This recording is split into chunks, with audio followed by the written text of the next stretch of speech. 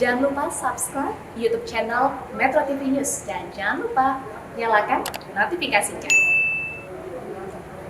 Ya pemirsa, sepekan terakhir kasus COVID-19 di Indonesia kembali meningkat hingga bahkan lebih dari 500 kasus. Selain peningkatan kasus, kini Indonesia juga dibayangi ancaman varian Omikron baru di tengah uji klinis vaksin merah putih yang terus berjalan. Untuk membahasnya lebih lanjut, kita telah terhubung dengan Profesor Chandra Yoga Aditama, Guru Besar FKUI, dan Yarsi, sekaligus mantan Direktur Penyakit Menular WHO Asia Tenggara melalui sambungan Zoom. Selamat pagi, Prof. Chandra. Salam sehat, Prof. Salam sehat, Prof. Salam Chandra. sehat. Ya, selamat pagi, Reza. Baik, Prof. Chandra, kasus COVID-19 dalam 4 hari terakhir ini naik 500, bahkan hingga 600 kasus ya per hari. Apa saja sebetulnya faktornya? Betulkah salah satunya karena terdeteksinya subvarian BA4 dan BA5, Prof. Chandra? Ya, jadi kalau kita lihat ada kenaikan kasus kembali di Indonesia, kita kembali diingatkan oleh pernyataan pimpinan WHO pada waktu rapat kesehatan terbesar di dunia, World Health Assembly, akhir Mei lalu. Dia mengatakan bahwa pandemi masih ada.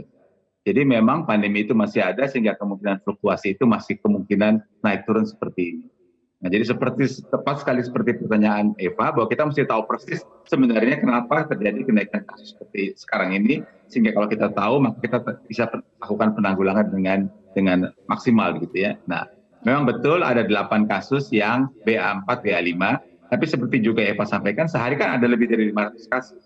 Kalau kita hitung sepanjang bulan Juni saja sudah 500 kali 15, 7.500-an kasus. Dan kalau ada 8 yang BA5 dan BA4, ya mungkin saja itu jadi penyebabnya. Tapi akan baik kalau kita juga mendapat informasi ribuan kasus yang lain bagaimana, apa varian, subvarian mereka. Apakah memang BA5 dan BA4 itu sudah demikian banyaknya dari sekian ribu kasus itu, atau bagaimana, sehingga itu yang mesti kita cari. Jadi meningkatkan whole genome sequencing menjadi sangat penting supaya kita tahu persis. Kenapa ini saya juga sebut, karena kita tahu kalau di dunia itu ada 3 subvarian yang sekarang ini sedang naik gitu. Yang satu adalah BA1212, yang kedua BA5 dan yang ketiga BA4.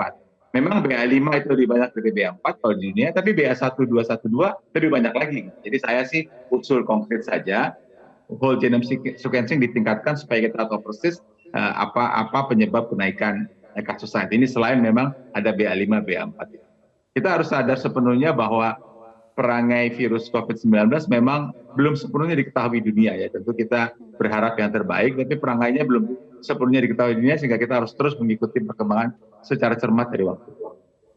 Baik, Prof, kita tahu saat ini beberapa bulan terakhir kan bisa dibilang protokol kesehatan lebih longgar begitu, Prof. Apalagi juga sebenarnya setelah arus balik Lebaran beberapa waktu lalu juga tidak ada peningkatan yang signifikan terkait dengan penyebaran COVID-19 ini. Tapi beberapa minggu terakhir ini tiba-tiba kembali naik begitu. Apa yang terjadi sebenarnya, Prof, kalau kita lihat di sini penyebaran dari COVID-19 ini? Ya, kalau dari beberapa hari ini dihubungi teman-teman media, saya selalu menyampaikan bahwa memang yang pertama kali mesti dicari saat ini adalah apa penyebabnya. Ya, karena satu, kalau memang dibilang karena libur Lebaran, seperti tadi Mas Reza sampaikan, kok belakangan naiknya, ada yang bilang tadinya sebulan, sekarang sudah 2 bulan, tapi oke lah, itu salah satu kemungkinan. Yang kedua, kemungkinannya ada BA5, BA4, tapi kembali kasus yang dilaporkan BA5, BA4 ini kan 8 orang ya dari sekian ribu, jadi memang harus cari juga penyebabnya.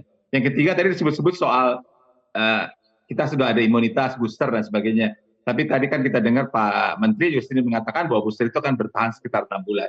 Dan saya percaya Mas Reza, Mbak Eva, atau semua wartawan, saya kan di booster sudah lebih dari 6 bulan yang lalu ya. Booster pada petugas kesehatan dan lini terdepan saya kira di booster sekitar September, Oktober yang lalu. Jadi booster itu sudah booster ketiga untuk petugas kesehatan dan wartawan dan TNI Polri itu sudah lebih dari 6 bulan. Jadi ada berbagai kemungkinan. Jadi baik kita tahu persis dulu apa penyebabnya. Bukan tidak mungkin penyebabnya memang adalah kombinasi dari beberapa hal itu. Tapi ya sekali lagi yang mungkin dilakukan saat ini adalah meningkatkan jumlah tes dan juga whole genome sequencing sehingga kita tahu apa penyebabnya. Sementara itu memang semua kita sepakat bahwa protokol kesehatan seperti yang dianjurkan saya kira memang masih harus, memang masih harus dijaga sesuai dengan aturan yang ada. Baik, protokol kesehatan harus terus dijaga dan juga whole genome sequencing harus dilakukan ya untuk mendeteksi, untuk mengetahui sebetulnya apa penyebab kenaikan kasus baru-baru ini. Tetapi Prof, sebetulnya bisakah dijelaskan kepada kami karakteristik dari BA4 dan juga BA5 seperti apa? Betulkah salah satunya ini lebih cepat menular, tetapi efeknya atau dampaknya lebih rendah begitu? Ya, jadi dari berbagai subvarian yang ada, memang yang banyak kan sekarang saya sampaikan tadi BA121, kemudian BA5 dan BA4. Dari laporan WHO minggu yang lalu dari data yang mereka kumpulkan, seperti tadi juga disampaikan oleh Dr. Erlina, memang belum ada bukti sama sekali bahwa ini meningkatkan keparahan. Tapi mereka mengganggu, tiga-tiganya sebenarnya mengganggu mutasi pada satu lokasi tertentu yang punya akibat dua dari gangguan itu. Nomor satu, memang lebih mudah menurun. Itu buktinya saya kira sudah ada, bukan saya kira memang sudah ada. Dan yang kedua adalah memang bisa escape dari imunisasi. Maksud saya kemampuan dia, katakanlah orang sudah divaksin seperti juga kasus yang BA5 atau BA4 ini sudah divaksin dan sudah booster masih bisa sakit juga. Jadi memang masih bisa sakit walaupun sudah divaksinasi, lebih mudah menular tapi memang sakitnya tidak berat. Jadi anjuran untuk terus menggalakkan vaksinasi memang anjuran yang sangat tepat, dan seperti kita ketahui kalau kita lihat data kita belum sampai, jadi pada akhir bulan Mei WHO mengatakan bahwa negara yang sudah melakukan vaksinasi 70% penduduknya atau lebih itu hanya sekitar 57 negara. Negara kita belum masuk. Kenapa? Karena perhitungannya adalah jumlah yang divaksinasi dibandingkan dengan jumlah penduduk.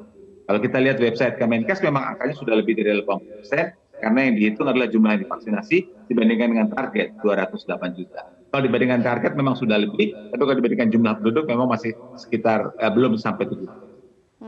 Tadi Prof. Chandra sampaikan soal imun escape ya. Bagaimana penjelasan soal karakteristik imun escape ini?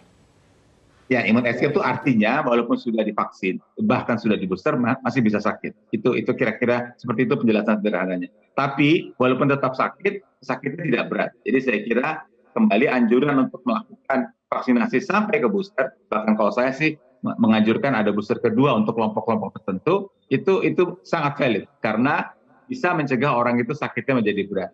Kita tahu bahwa peningkatan kasus itu satu masalah tentu saja, tapi yang lebih bermasalah adalah kalau peningkatan kasus itu mengakibatkan peningkatan orang masuk rumah sakit atau peningkatan kematian. Nah, ini yang bisa dicegah dengan vaksinasi dan juga booster yang kita harapkan makin lama makin maksimal dilakukan di negara kita.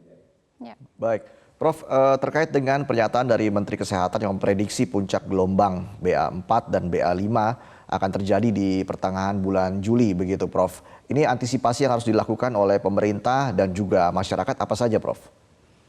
Iya, seperti tadi kita sudah bicarakan, sebenarnya memang perangai virus COVID-19 ini belum sepenuhnya kita ketahui ya. Jadi tentu saja baik-baik saja orang memprediksi, Pak Menteri memprediksi atau yang lain memprediksi, saya kira itu benar-benar saja. Tapi kita lihat bagaimana perkembangannya dari waktu ke waktu. Itu poin pertama. Poin kedua, apa yang perlu dilakukan oleh pemerintah dari tadi sudah kita bahas. Yang pertama menurut saya yang paling utama saat ini adalah mencari tahu sebabnya ini apa. Dan mencari tahu sebabnya ini bisa menganalisa whole genome sequencing yang tadi sudah kita bahas, tapi ada cara lain. Sehari itu kan kasusnya 500-an. Dari satu sisi ini jelas ada peningkatan tren karena tadinya 100, 200, sekarang 500. Tapi ini jauh lebih rendah dari sekian ribu pada waktu tinggi-tingginya kan. Jadi saya usul selain peningkatan whole genome sequencing, 500 kasus hari ini itu dikejar betul PE-nya, penyelidikan epidemiologisnya, untuk tahu dari mana kasus ini tertular, bagaimana karakteristiknya, apakah menular ke orang lain atau tidak, apakah ada komorbid, apakah ada pola-pola tertentu pada 500 orang sehari. Mumpung 500 orang se-Indonesia kan tidak terlalu banyak sekali begitu ya. Jadi saya kira 500 orang ini bisa dikejar setiap hari untuk tahu persis apa penyebabnya, sehingga kita tahu persis apa yang menyebabkan kenaikan kasus. Jadi prioritas pertama memang mencari, kalau untuk pemerintah mencari tahu kenaikan kasus.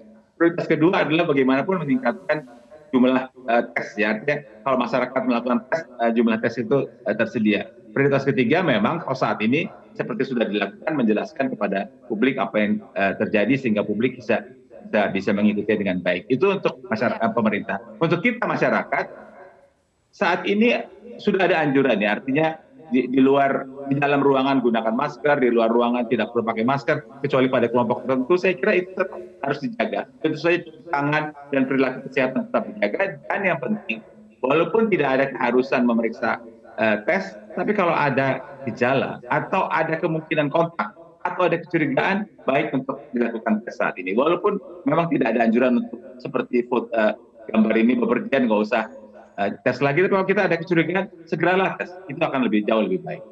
Iya, soal kesadaran masyarakat ini, Prof, yang saat ini kan mulai longgar begitu ya, karena ada pelonggaran juga. Nah, bagaimana supaya masyarakat tetap aware, tetap sadar, harus tes, harus tetap patuh protokol kesehatan? Ya, salah satunya diantaranya adalah wawancara metode pagi seperti ini ya. Jadi wawancara seperti ini masih terus kita sampaikan kepada masyarakat sesuai dengan awal tadi bahwa pandemi belum selesai. Dan pandemi, saya kira kalimatnya si WHO bagus sekali. Dibilang, saya tidak senang artinya ini bukan berita yang saya ingin sampaikan, tapi kita harus sampai lihat pada kenyataan bahwa pandemi memang belum selesai. Jadi kita memang masih harus waspada. Tentu kita sangat bersyukur angkanya sudah sangat melandai saat ini, tapi kewaspadaan masih harus terus ditingkatkan dan kalau kita mengikuti protokol kesehatan ini yang selalu saya sampaikan dari dulu. Itu kan bukan karena disuruh menteri atau disuruh bupati atau gubernur. Kita melakukan protokol kesehatan demi melindungi diri kita sendiri, demi melindungi keluarga kita dan demi melindungi orang yang kita cintai. Saya misalnya umur sudah 67, walaupun walaupun di luar boleh tidak usah pakai masker, saya tetap pakai masker. Tentu itu karena saya tahu bahwa saya sudah lansia begitu, dan jadi hal-hal seperti itu gunanya adalah untuk kita sendiri. Itu saya kira yang penting untuk masyarakat. Karena kalau dibilang ini anjuran pemerintah, nanti orang bilang wah ini baik, kita lindungi diri kita sendiri. Baik, Prof. Terakhir, Prof.